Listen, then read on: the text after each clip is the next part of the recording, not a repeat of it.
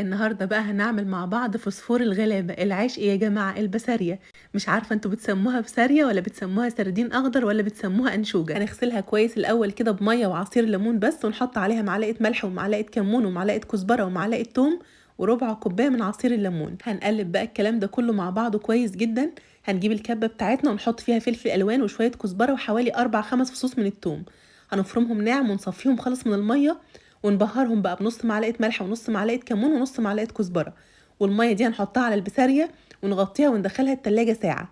طبق بقى نحط فيه كوبايه ونص من الدقيق، معلقتين كبار من النشا، معلقه كركم، معلقه كمون، معلقه كزبره، معلقه بابريكا، نص معلقه شطه. هنجيب بقى البساريه بتاعتنا 4 ب4 3 ب3 براحتكم جدا.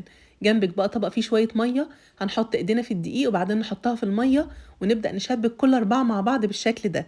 هنخلص بقى كل الكميه بتاعتنا، والطاسه بتاعتنا الجميله فيها زيت سخن جدا. هنحمر البسارية، وزي ما انتوا عارفين يا جماعة ما بتاخدش وقت خالص على النار، وطبعا بقى النار بتاعتنا تكون متوسطة، واول لما تاخد لون ذهبي من ناحية بنقلبها على الناحية التانية. هنخلص بقى كل الكمية بتاعتنا بنفس الطريقة كده. زي ما انتوا شايفين بقى بتطلع متماسكة وكل 4 ماسكين في بعض بالشكل ده، ومش مهروسة ابدا. وقت التقديم بقى بنحط عليها الخلطة اللي احنا صفيناها خالص من المية، علشان البسارية تفضل معانا مقرمشة زي ما خرجت من الطاسة بالظبط. جربوها بقى بالطريقة بتاعتي ومتأكدة هتعجبكم وهتعجب كل البيت. ويا رب الفيديو يكون عجبكم، واشوفكم على خير بقى في الفيديو اللي جاي.